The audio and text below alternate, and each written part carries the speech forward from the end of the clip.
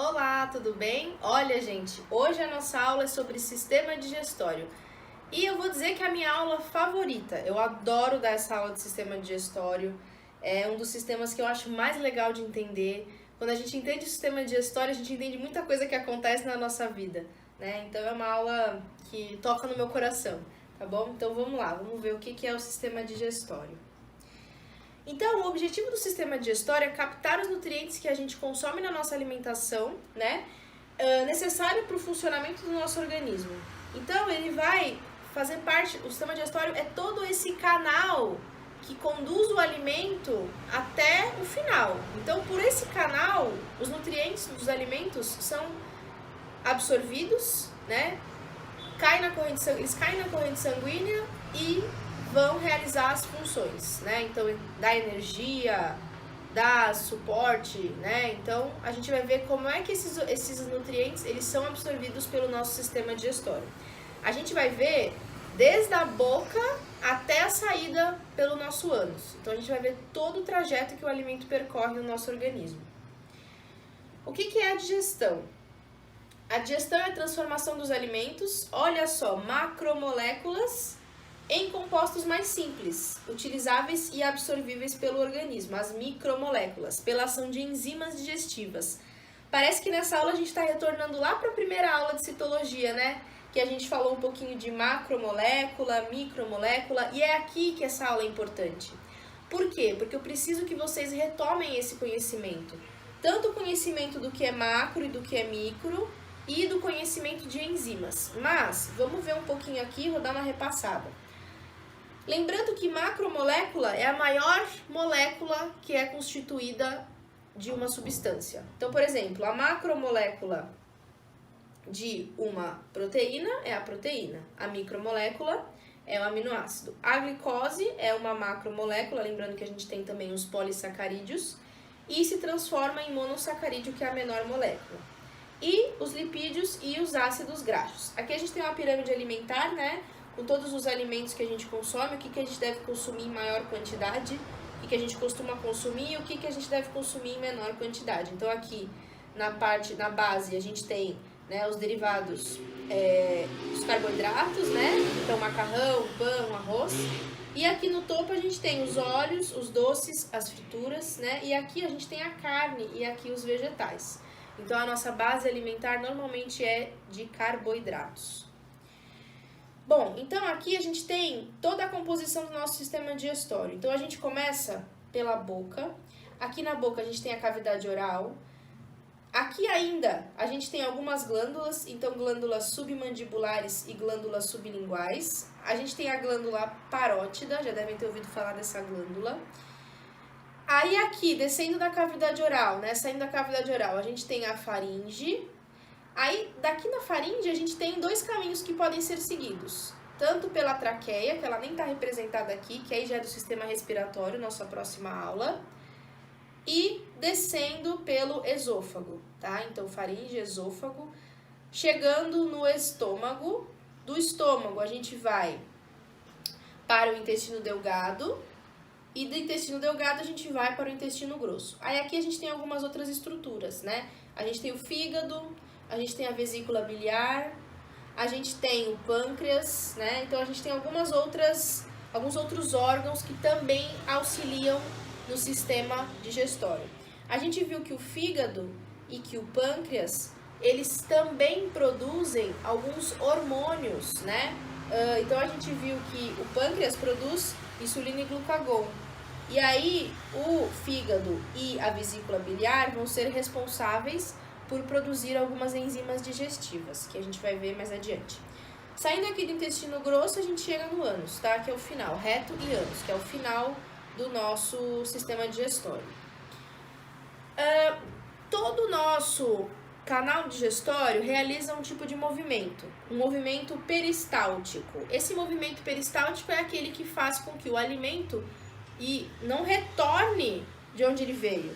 Então, quando a gente mastiga, a gente engole. No momento que a gente engole, esse alimento cai no nosso esôfago, o esôfago faz esse movimento de empurrar, abrir, empurrar, abrir. Então, ele vai conduzindo esse alimento até o nosso estômago, né?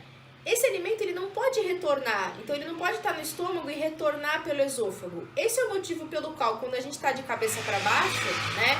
Então, a gente planta bananeira, quando era criança, e o alimento a gente não tinha tudo colocado para fora, a gente não vomitava o tempo inteiro, né? Então é por esse motivo, porque os movimentos peristálticos fazem essa pressão para o alimento ir na direção correta, tá? Então, movimentos peristálticos.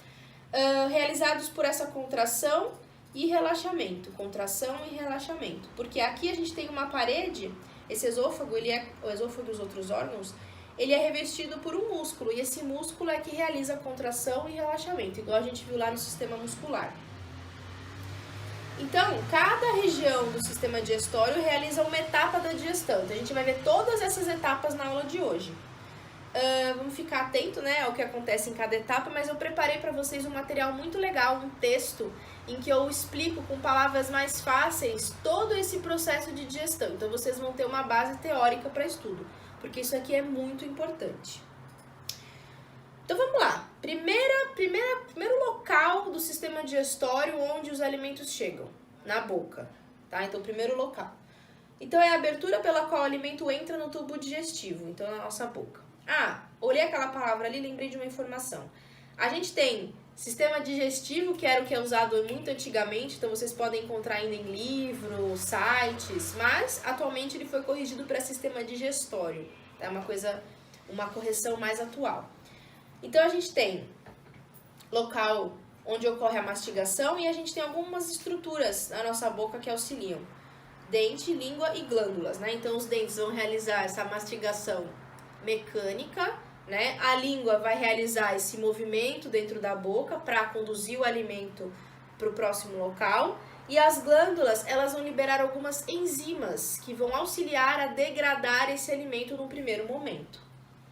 Então, começando pelos dentes, né? Os dentes são essas estruturas duras e maciças, constituídas principalmente de cálcio, né? E eles reduzem o alimento. Então, esse processo de mastigação, essas pontas que a gente tem nos dentes, realizam esse processo de fazer com que o alimento fique menor, né? Ou quebrar um alimento muito grande, morder, puxar, tá? Então, justamente essas são as funções dos dentes.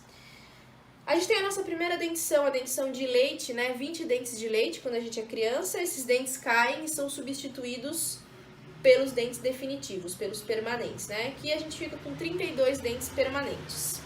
No caso aqui a gente tem os centrais e laterais, né? Então a gente tem os dois do centro e os dois laterais. A gente tem os caninos, né? Que esses caninos antigamente eles eram um pouquinho maiores e para animais como os nossos descendentes, eles são grandes, porque eles não têm garfo e faca para consumir os alimentos. A gente tem, então o nosso canino ele não precisa ser tão grande. Isso também é uma evolução, tá? A diminuição do canino. E aqui a gente tem os pré-molares, né? São aqueles que começam a ficar, eu chamo até de duplo, porque ele tem duas estruturas, né? Então, os pré-molares, a gente tem o primeiro e o segundo. E aqui na parte de trás, a gente tem o primeiro, o segundo e o terceiro molar. Então, a gente tem 3. Contando ali com o dente do siso. Mas lembrando que muita gente não tem necessidade mais desse dente, a gente acaba ou arrancando porque causa infecção, né? Então, ele não é mais comum. Agora a gente passa para uma outra estrutura, a nossa língua. A nossa língua, além de realizar o movimento para empurrar esse alimento, ela também tem a função da gente identificar os sabores, né? Então a gente identifica os sabores em certas regiões da nossa língua. Na pontinha, o doce. Aqui nas partes laterais, o azedo, por isso que a gente sente, quando a gente come alguma coisa azeda, a gente sente aquele, parece que é um formigamento aqui, né, nas regiões laterais. O salgado, bem aqui na pontinha da língua. O amargo, lá no fundo da boca, então quem toma café sem açúcar sabe bem que é quando a gente está engolindo o açúcar, o café, que a gente sente aquele amargo, a gente consegue sentir o sabor do café. E um sabor aí diferente, umami, interessante. Vocês vão me falar um pouquinho desse sabor lá na atividade. Vocês vão me explicar. Mas, dica, é um sabor muito gostoso. É um sabor que foi descoberto recentemente E é um sabor muito gostoso. Então, umami. Além disso, a gente tem as glândulas, né? Glândula parótida, sublingual e submaxilar. Essas glândulas, além delas auxiliarem, né, na produção dessas enzimas, elas também auxiliam na produção do líquido que vai emulsificar esse alimento. Vamos então para a primeira etapa da digestão. A gente está falando da boca, então a primeira etapa da digestão ocorre na boca. O que ocorre, né? Quando a gente sente a presença do alimento, seja na visão, no cheiro, ou mesmo colocando o alimento na boca, a gente começa, nossas glândulas salivares começam a secretar a saliva, né? Essa saliva, ela contém uma enzima, a amilase salivar, ou também chamada de pitialina. Essa enzima, ela vai manter a boca num pH neutro a ácido, tá? Então, quando a gente produz essa saliva, né, ela produz essas duas enzimas. E o que ela vai fazer? Essa enzima, ela vai converter amido e outros carboidratos em moléculas de disacarídeo. Lembrando, polissacarídeo, disacarídeo, monossacarídeo. Então, ela vai converter o polissacarídeo em um disacarídeo. No caso do amido, vai converter em maltose, que é um disacarídeo. Beleza, o alimento estava na boca, teve ação da amilase salivar, o amido se transformou. Então, por exemplo, se eu tiver comido proteína, a proteína vai continuar inteira ali. Ela só vai ser degradada, mas ela não vai se transformar em nenhuma outra substância. Já o carboidrato vai ser transformado, o amido, em maltose. Beleza, tudo isso aconteceu. Agora o alimento passa a se chamar bolo alimentar. Então, tudo que está ali é chamado de bolo alimentar. Depois da boca, passa para a faringe. Na faringe, né, a gente tem um local...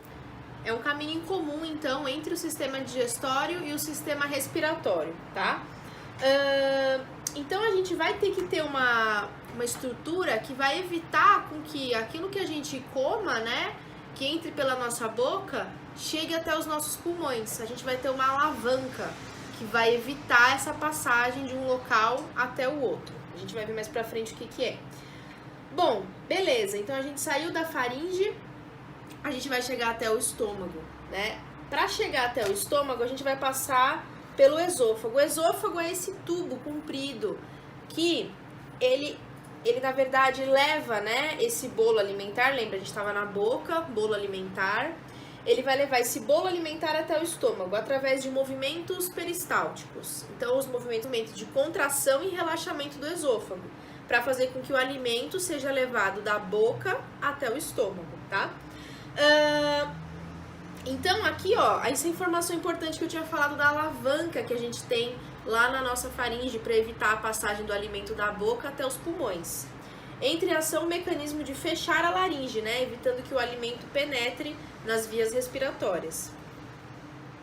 Então, olha só, aqui está esse movimento. Olha, a gente tem uma estrutura aqui, essa estrutura que é chamada de... Nossa, me deu branco. Puta que pariu, velho. Qual que é o nome? Gente, me deu branco o nome da estrutura. Epiglote. Que é essa estrutura que é chamada de epiglote, né? E, olhem, ela tá localizada bem aqui. Então, a gente tem a boca aqui e aqui a gente tem a narina, né? Que a gente vai ver lá no sistema respiratório. Aqui vocês veem que tem um alimento, né? O bolo alimentar que foi formado na boca. No momento que a gente está respirando, olha, a setinha entrando na narina da respiração, esse ar ele vai ter que passar por essa região, né?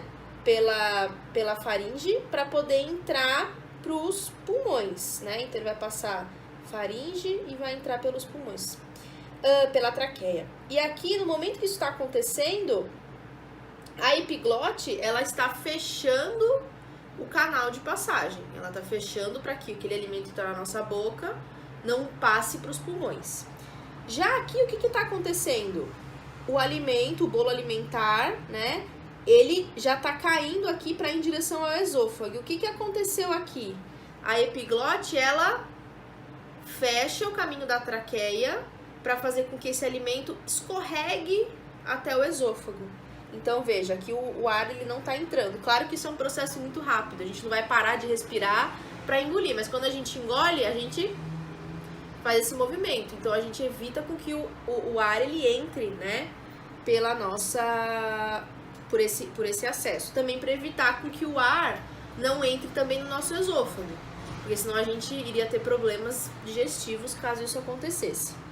Beleza, então aí isso volta ao normal logo depois, né? A epiglote ela se fecha novamente, certo? Então esse é o mecanismo. Depois eu vou mandar um videozinho para vocês, que é um videozinho que explica super bem o que acontece nesse processo, que é o processo de deglutição engolir, né? Beleza, passamos por tudo isso, saímos lembra que a gente fez boca, aí depois a gente passou pela faringe, a epiglote ela se fechou. O fechamento da epiglote, esse bolo alimentar, ele passa pelo esôfago, ocorrem movimentos peristálticos e esse bolo alimentar chega até o nosso estômago, tá? No nosso estômago, ele é uma bolsa de parede musculosa, ou seja, a musculatura que envolve. E aí, ele é um órgão oco, ou seja, ele é um órgão em que vai ter uma grande quantidade de coisas que podem ficar ali dentro. O que fica ali dentro? Esse bolo alimentar, na hora que ele chega. E vejam, a gente tem no estômago o fundo, né? Aí o corpo, que é a parte central, e o antro, que é a parte final. Aqui a gente tem o início do nosso intestino delgado, né? No duodeno. E aqui nesse início, a gente tem o piloro, que é uma válvula, né? Que garante com que esse alimento não passe direto pelo estômago. Ele fecha, como se fosse um esfíncter. E esse esfíncter, ele vai fechar e vai evitar com que o alimento fique pouco tempo no estômago. O alimento ele tem que ficar, e ele fica por volta de 4 horas dentro do nosso estômago, que é o nosso processo de digestão. Então ele é composto por capas musculares, e aqui a gente tem uma membrana mucosa. Lembrando que essa membrana mucosa, ela é muito importante para proteger o nosso estômago. Quando o alimento ele sai da boca, já a pitialina, ela já tem uma constituição ácida. Quando chega no estômago, vai ter o suco gástrico, que a gente vai ver mais à frente o que é. Ele é super ácido, ele tem HCl, ácido clorídrico. E imagina só se a gente tivesse esse ácido clorídrico em contato com a parede do nosso estômago direto, sem ter uma proteção. Com certeza a gente irá ter problemas muito mais do que a gente já tem, de úlcera, né? Até mesmo de gastrite. Então, o nosso estômago ele cria esse tipo de mecanismo. Claro que quando a gente faz coisas em excesso, né? Então, por exemplo, quem consome muita goma de mascar, então às vezes na hora que a gente tá mastigando a gente não engole, mas o nosso estômago tá preparado para receber, então ele vai liberar esse suco gástrico. Então ele vai sofrer as consequências, vai gerar uma gastrite futura, tá? Então beleza, função de digestão de alimentos proteicos. Lembra que na boca a gente digeriu o amido, que é um carboidrato. E aí no estômago, vamos ver a segunda etapa da digestão. Segunda etapa, primeira na boca, segunda etapa no estômago. E o que acontece no estômago? Enquanto na boca a gente tem a produção da amilase salivar, no estômago a gente tem a produção do suco gástrico ácido. E o que tem nesse suco gástrico? HCl, o ácido clorídrico, e o pepsinogênio. Pepsinogênio é uma substância que ela não atua nessa forma que ele tá. Com o pepsinogênio ele não consegue atuar para digerir os alimentos. Então, o HCl tem a função de transformar o pepsinogênio em pepsina.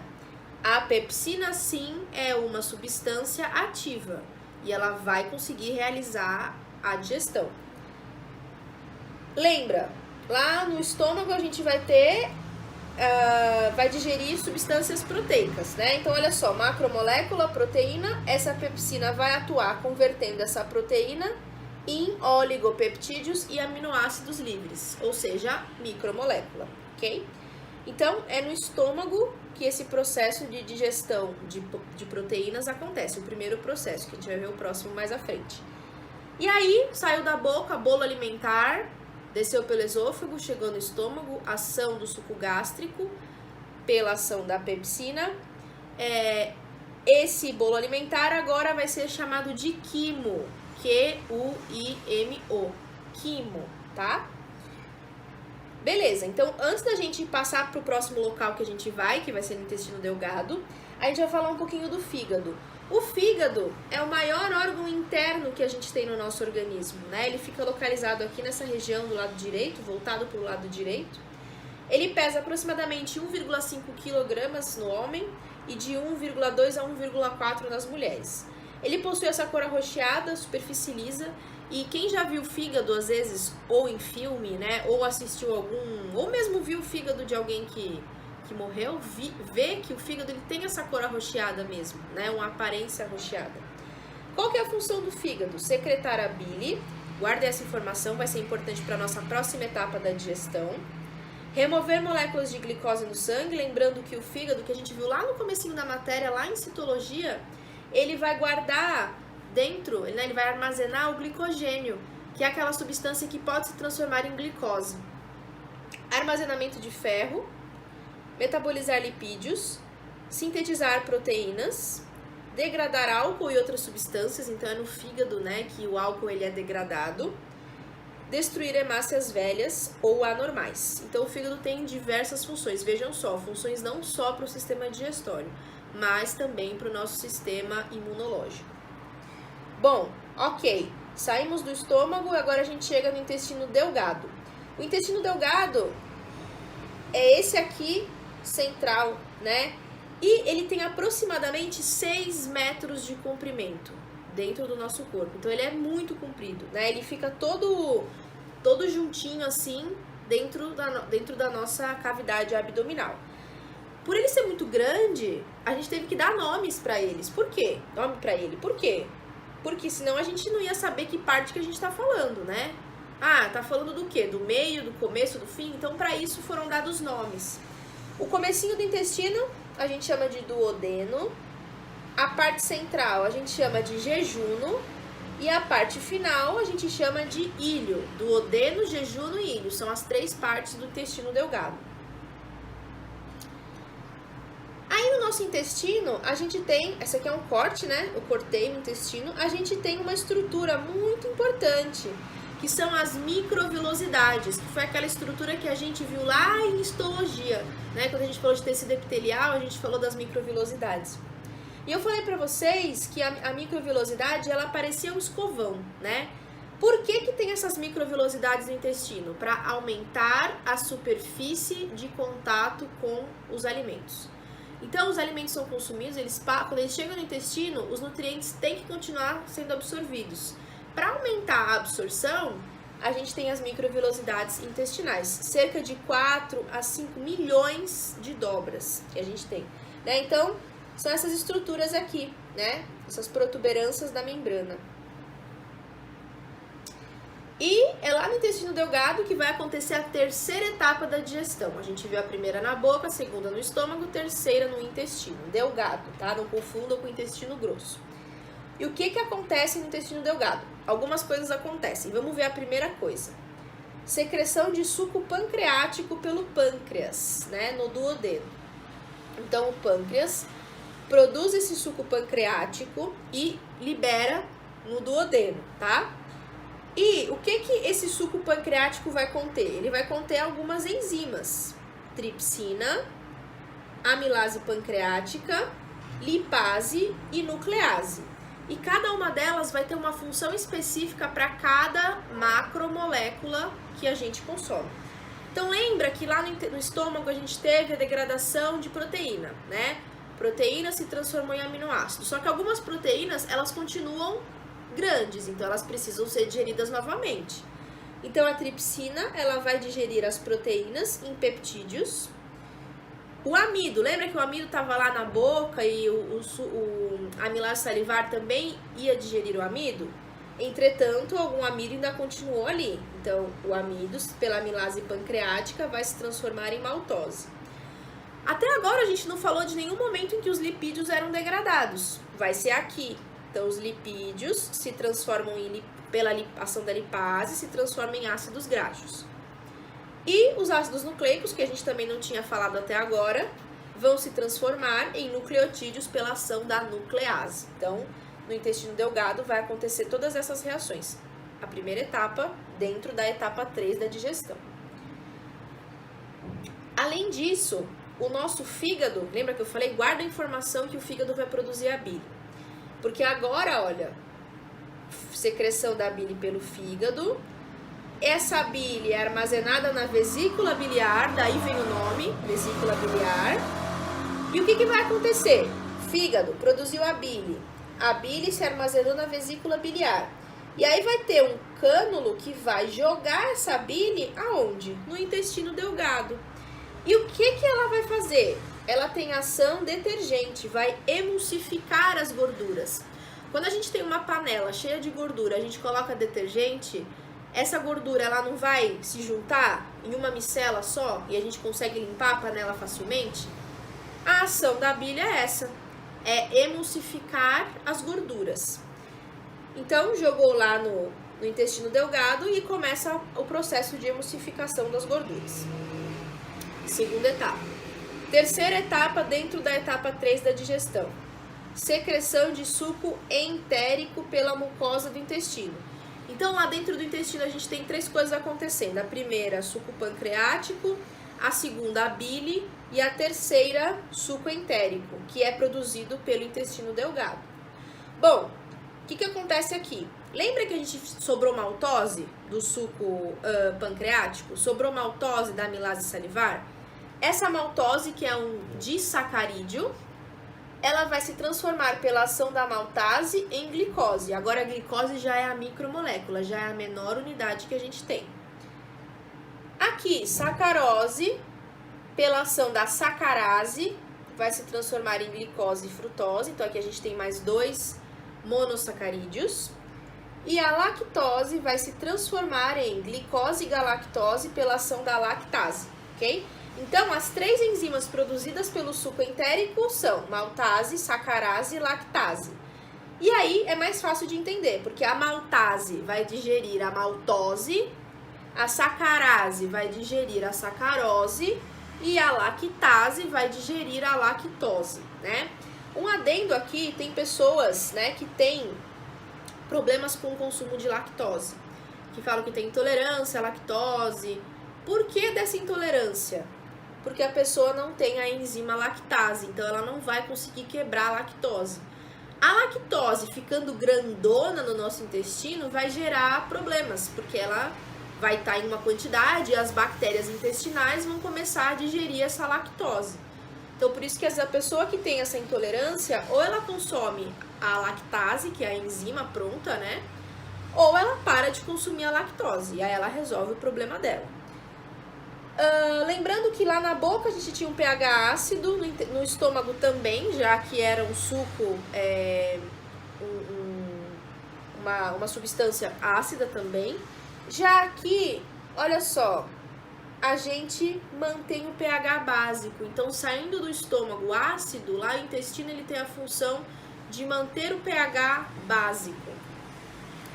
Ok, depois lá no intestino vai continuar ocorrendo os movimentos peristálticos para encaminhar o quimo, né? Lembra que era quimo? Para encaminhar o quimo até o outro lado, até o outro intestino grosso.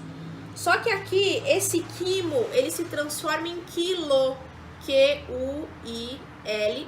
Então, de quimo, lá no estômago, no intestino delgado, ele se transforma em quilo.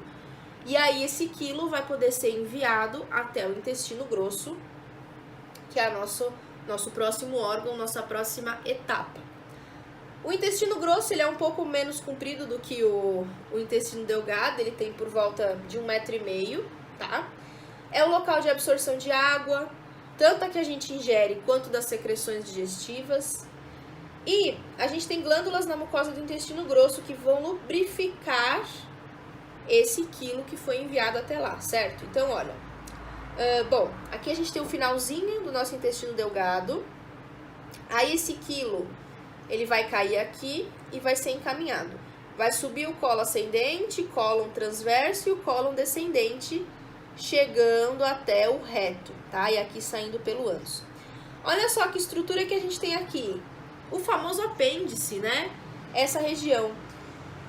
Vocês notam que aqui, se o quilo ele cai por aqui, essa região ela vai ser uma região em que o alimento pode ficar ali sem ser digerido. no apêndice a gente tem uma grande quantidade de bactérias. E essas bactérias, pelo fato da gente não fazer mais o consumo de alguns certos alimentos, né? Então, a gente não consome mais as carnes em excesso, carnes em pedaço grande, a gente tem garfo e faca, a gente consegue cortar. Então, essa região aqui, ela tinha essa função justamente de digerir carne, digerir mais verduras, mais legumes. Só que, atualmente, pelo fato da gente não fazer um consumo tão grande, tão excessivo, como os homens das cavernas, muito antigamente, essa apêndice, ela tem a função apenas de inflamar e infeccionar. Entretanto, ela é uma região de grande importância para a defesa do nosso corpo. Tem bactéria, não pensem que essas bactérias elas são do mal, elas são bactérias do bem, é a nossa microbiota intestinal.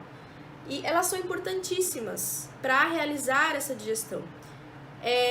Muitas cirurgias eletivas que são feitas, a pessoa foi fazer uma cirurgia e ela foi ver alguma outra coisa. Os médicos acabam muitas vezes tirando o apêndice para evitar qualquer problema futuro, né?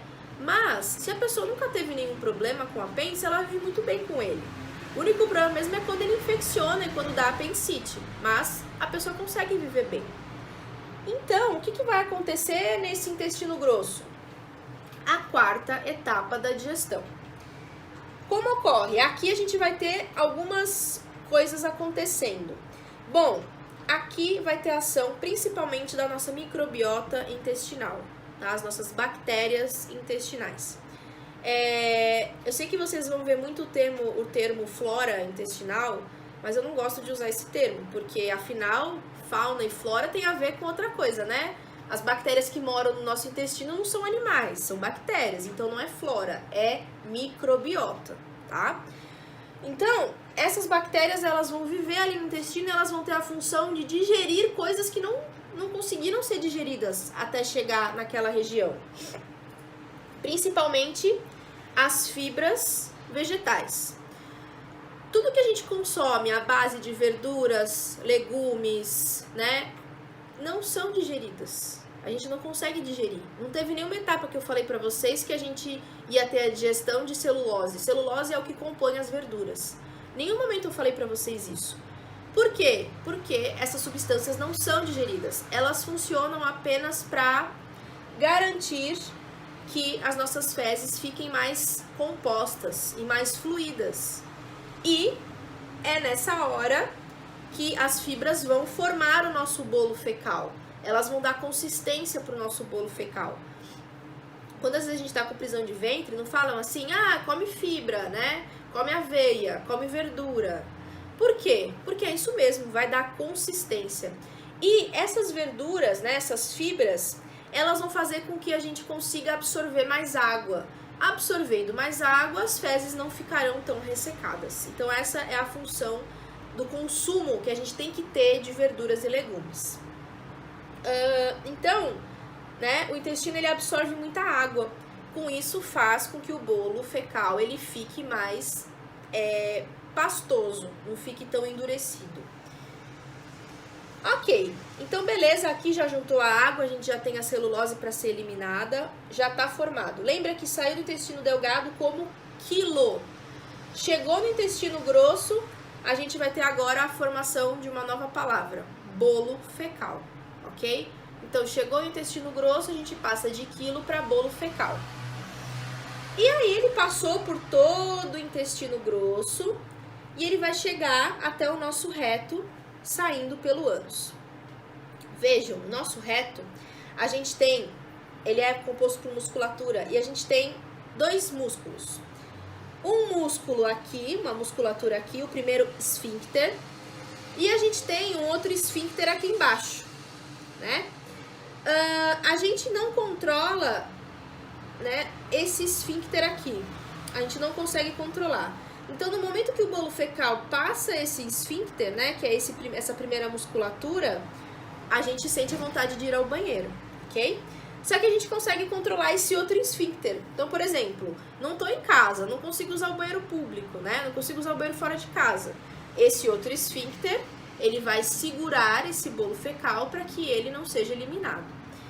Bom, claro que segurar as fezes causa um problema muito grande. porque a gente vai ter esse esfíncter trabalhando o tempo inteiro, né, para segurar essas fezes, né? Então, por isso que falam que é melhor não segurar, porque pode causar problemas. E que problemas que são esses que aparecem, né, na nossa região anal? Problemas tipo uma hemorroida. E a gente pode ter tanto uma hemorroida interna quanto uma hemorroida externa. Quando a gente segura muito as fezes, esse músculo ele não aguenta e aí começa a criar vasos. Esses vasos começam a aparecer e aí a hemorroida começa a aparecer também, ok? Então é o que sempre falo, evitem segurar muito as fezes, ok? Por mais que a gente consiga, é melhor evitar. Bom, e aí a gente termina a nossa etapa, as fezes já estão fora do nosso corpo, então a gente conseguiu ver bastante nessa aula todo o processo, desde a entrada do alimento, a absorção dos alimentos no nosso aparelho digestório e até a saída das fezes. Eu preparei para vocês um material muito interessante, que é um resumo que eu escrevi para vocês entenderem esse processo. Além do que o bate-papo que a gente está tendo aqui, eu resolvi fazer esse resumo para auxiliar no estudo de vocês, ok? Então, qualquer coisa, se precisar do resumo, é só me chamar aqui que eu passo para vocês, beleza? Obrigada, bons estudos! Tá, Você vai ter que cortar essa parte, velho. Por quê? Você tá. Momentos peristaltos, temos, não assim, ó. Tá bom, amor. Mas eu tenho que cortar.